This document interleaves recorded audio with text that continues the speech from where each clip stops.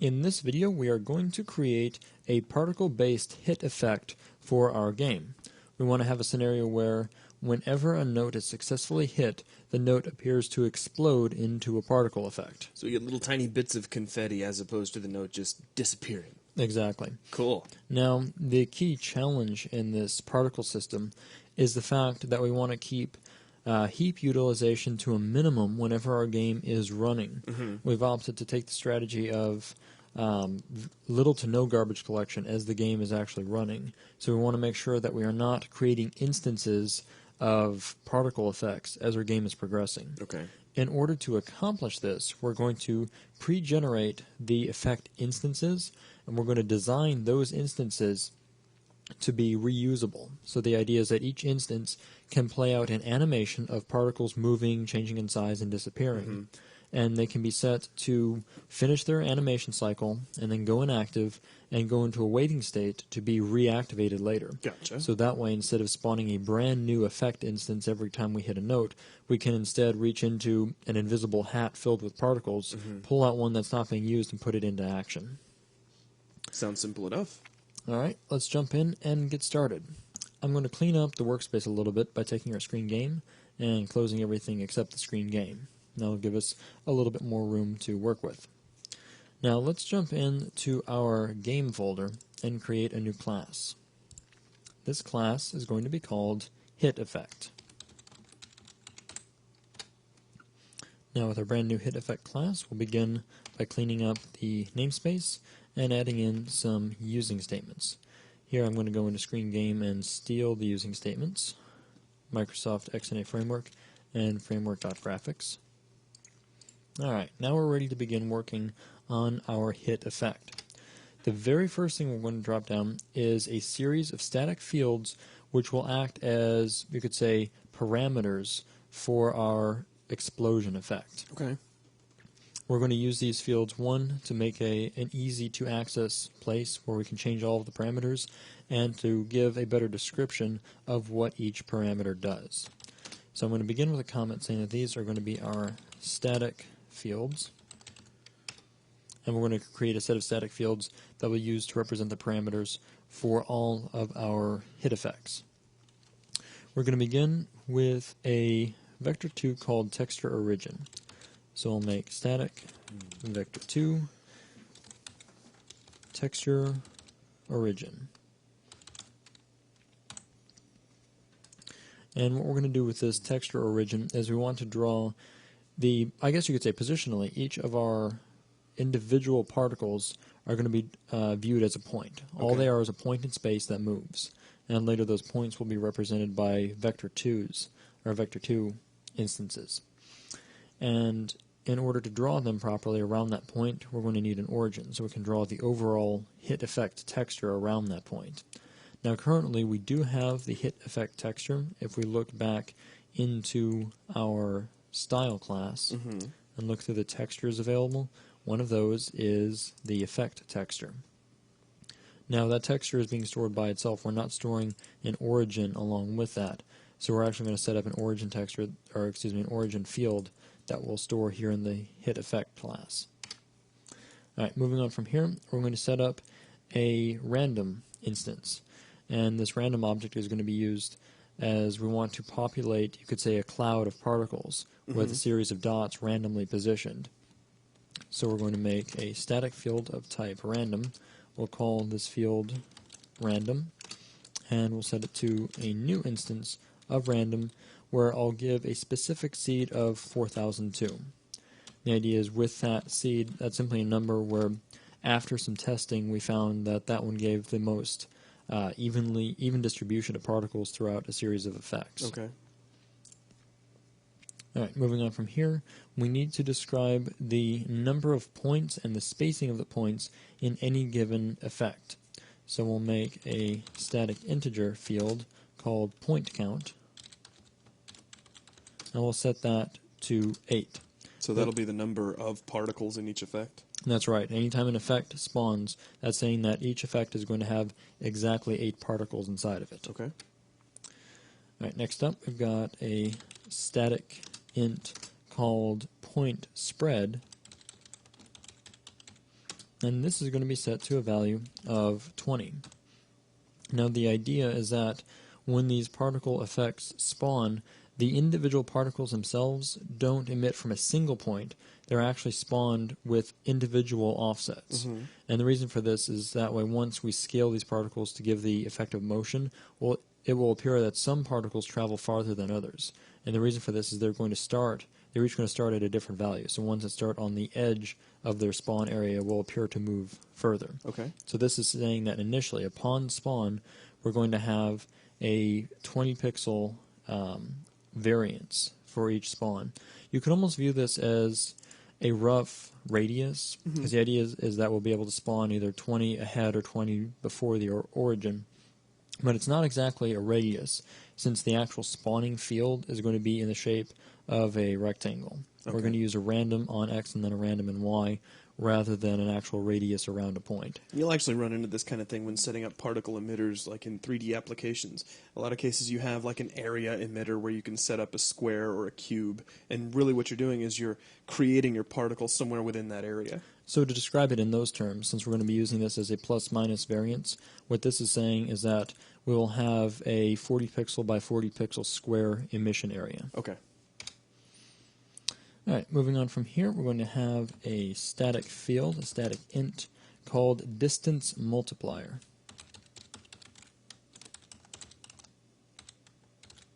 And we'll set this to a value of 4. Distance multiplier is going to be used to control the motion of the particles. Once they get spawned, they will have a lifetime duration of a fraction of a second. Maybe it'll be 0.2 seconds once we get the field set up. Okay. But over this span of time, over their lifetime, they'll be moving. Right. And the distance multiplier says how far from their origin they'll move. And so what will happen is with the distance multiplier 4, if a given point started out at, say, pixel 2, at the end of its life it should be at pixel 8. Okay. So we'll multiply by the distance multiplier over the life of the given particle. So this says it's only moving 4 pixels, right? This as it multiplies its original pixel value. Okay. So an original value of 4, pixel 4 would end up 16. at pixel 16. Gotcha. All right, one last field we need, and that is to describe the lifetime of the particle. We'll make a static double field called life seconds. And we'll set that to a value of 0.2. And this is saying that our particles will live for 0.2 seconds before expiring. Okay. All right, with those fields, these are all the fields we need to describe the individual parameters of a given hit effect. Now we're going to move on to some instance fields that will need to be stored with each specific instance of a hit effect. This will be things like the specific array of points, the position at which the effect was spawned, and the color it's using. Because the idea is that each hit effect instance can be reused. For example, it would need to, if you were hitting a snare note, you'd have to set the color to red and then position it on the appropriate place, on the appropriate track for the snare hit. So let's drop some of these down. First, we'll indicate that this is going to be the section for instance fields. And the first of these fields is going to be a vector2 array. And we're going to call this array points. And again, this will be basically your point field for the specific instance. This will be initialized using the values point count and point spread, and those two numbers will be used to place points randomly throughout this vector2 array. All right. All right, moving on from here, we have another vector2 called position. And this is simply going to be the position of this instance. So the idea is that this will get moved around every time the effect gets respawned into a new location.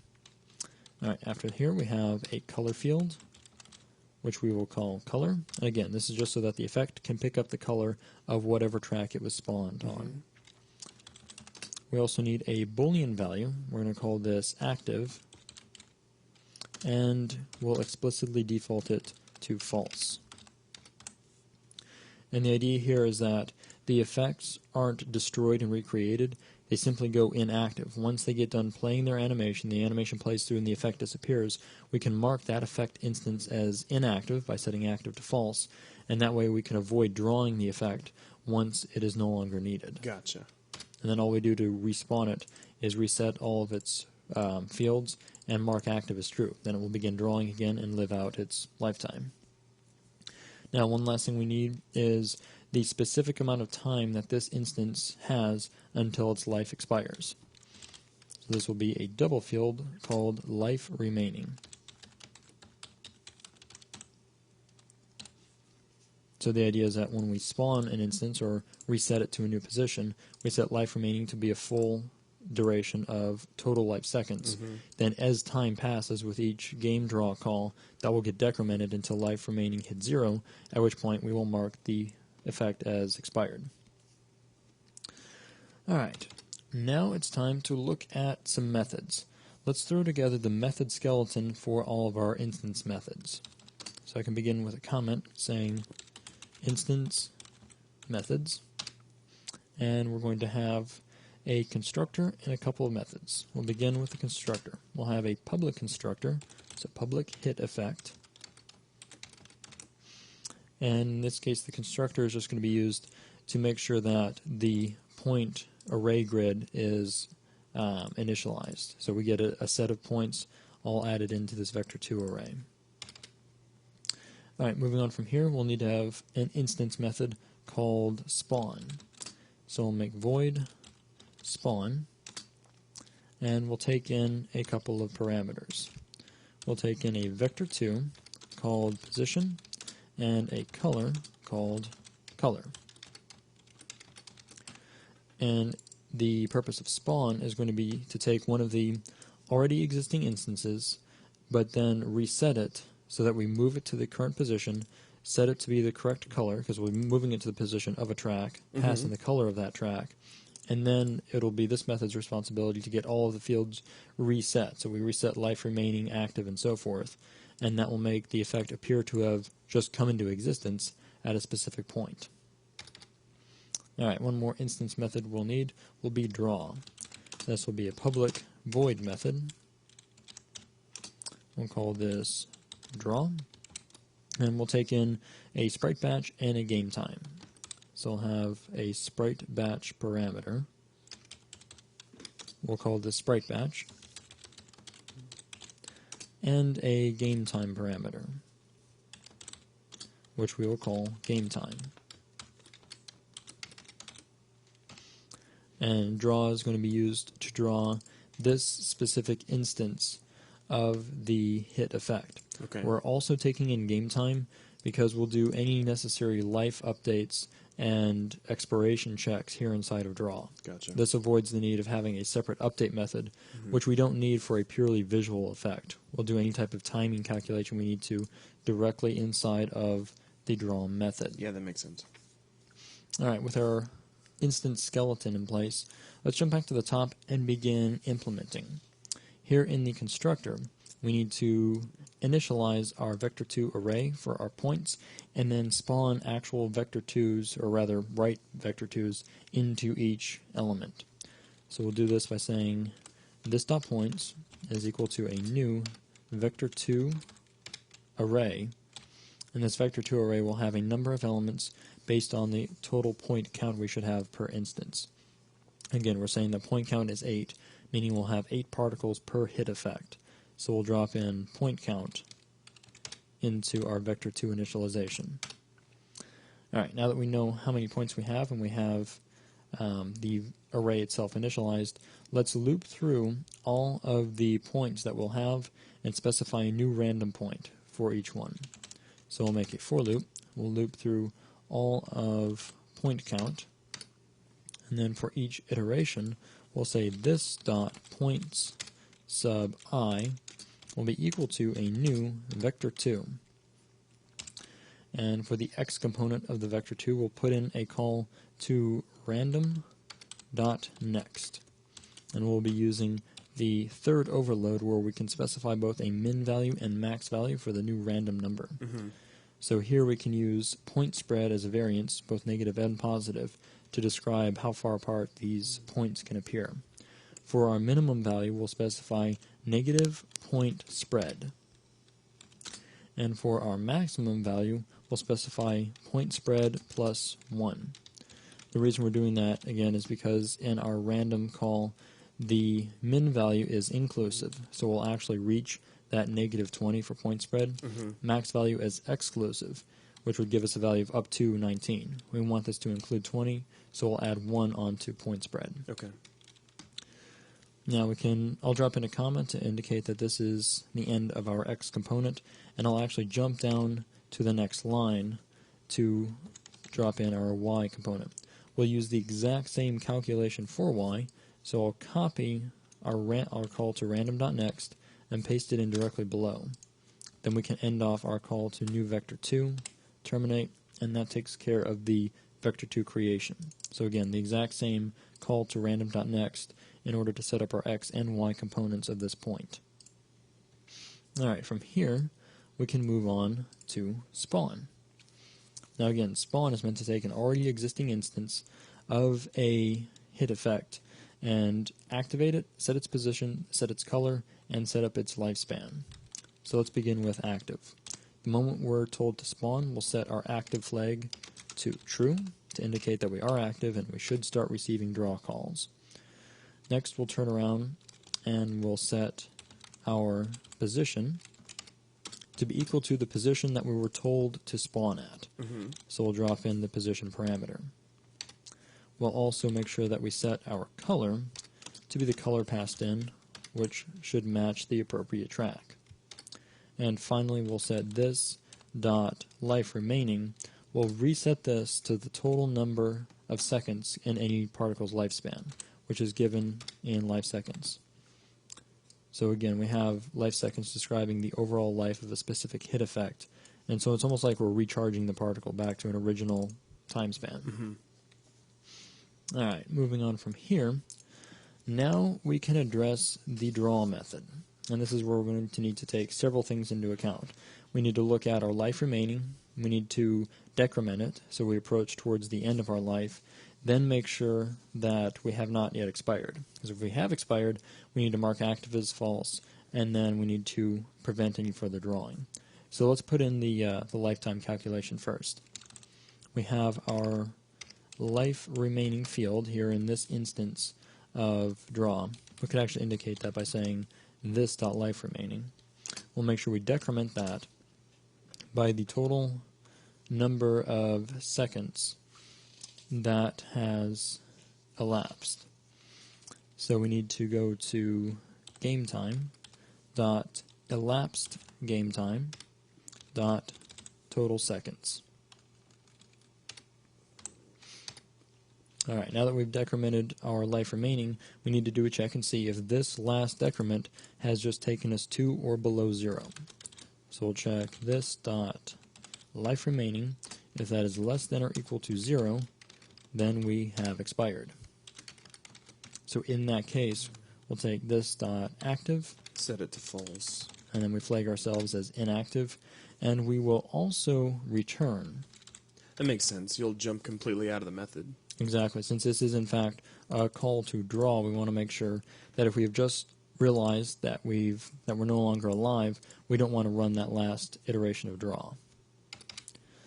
Alright, the next thing we need to do is to figure out, in terms of a unit variable, exactly how old this particle is, or excuse me, this overall effect is. Okay. Rather than try and figure out everything from a range of 0 to 0.2, let's figure out how old we are in terms of a percentage. We'll create a value called age, which will represent our age in a range of 0 to 1, where 0 is we've just appeared and 1 is we've expired. We're also going to calculate and store the invert of that, the inverse age, because some things need to go on a scale of 1 to 0 instead of 0 to 1. Okay. We'll begin with inverted age, since that's the direct result of our calculation. We'll make a float here called inverted age, and we'll set that to be equal to life remaining divided by life seconds. Now life remaining is a double, so we're going to throw this whole expression into parentheses and then cast it to a float in order to store it in inverted age. And because it's based off of life remaining, this is already counting down from 1 to 0. Exactly. Since life remaining, once we've spawned, life remaining is going to start at the same value as life seconds. So our first iteration through, the result is going to be 1. Then as our life progresses, we count down from 1 down to 0. Gotcha. And since both the inverted age and the progressive age are useful to us, we'll store both as variables. We'll make a second age variable, this time simply called age, and we'll invert it by subtracting it from 1. We'll say that age is equal to 1 minus inverted age. And in this way, we have a variable that's going to start out at 0 the moment the hit effect is spawned, and then count up to 1 right before it expires. Gotcha. See, I've worked with Maya for so long, I always look at that as reversing a number, not inverting a number. I see. But we're all good, so you got a 1 minus going on, now what? Alright, next up, we need to calculate what the color, rather what the transparency of this effect is going to be. Okay. Basically, every time, or as the particle progresses throughout its life, it's going to get more and more transparent. So upon spawn, we'll have a full transparency of opacity rather of 255, and then we'll go more and more transparent until the particle finally disappears. Gotcha. Which will, yeah, so it'll keep it from just kind of popping out of existence. It'll instead fade away. Exactly. We'll do that by looking at the color, so this dot color, and we'll address only the alpha channel of that color. We'll set the alpha channel to be equal to inverted age times 255. Okay. Now that's going to cause a linear relationship from age to your transparency, so it'll linearly drop off. Exactly. Gotcha. So that way, again, inverted age is in the range 0 to 1. We multiply that by 255 to fill out the range of a byte. And we also need to cast this, since we need to store it into a byte, since alpha here is presented as a byte. We'll cast the result of this expression to a byte before storing it. Alright, so we've set up the color of each particle for this hit effect. Now we need to walk through the points array point by point so that we can draw each point at the appropriate location. We'll begin with a for loop that is going to loop through points dot length. So we loop through each point individually.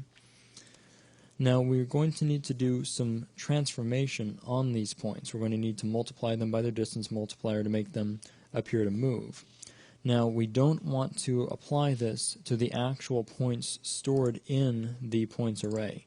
The idea is that these initial points at their starting values, those starting values have to be retained because we're going to reach a point in time where we need to spawn this particle again.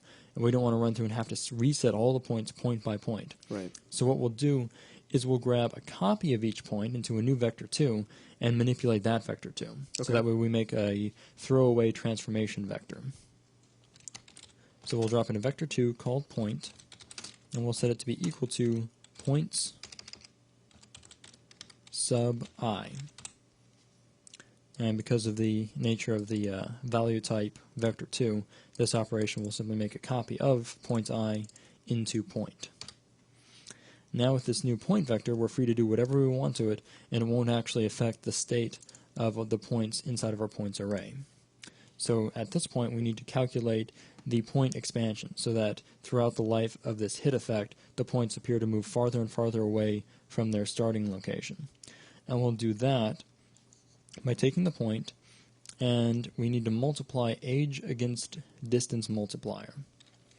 So we'll take our, or I guess you to look at this mathematically, we could take age and say that age times distance multiplier. And looking here with, oh, I see.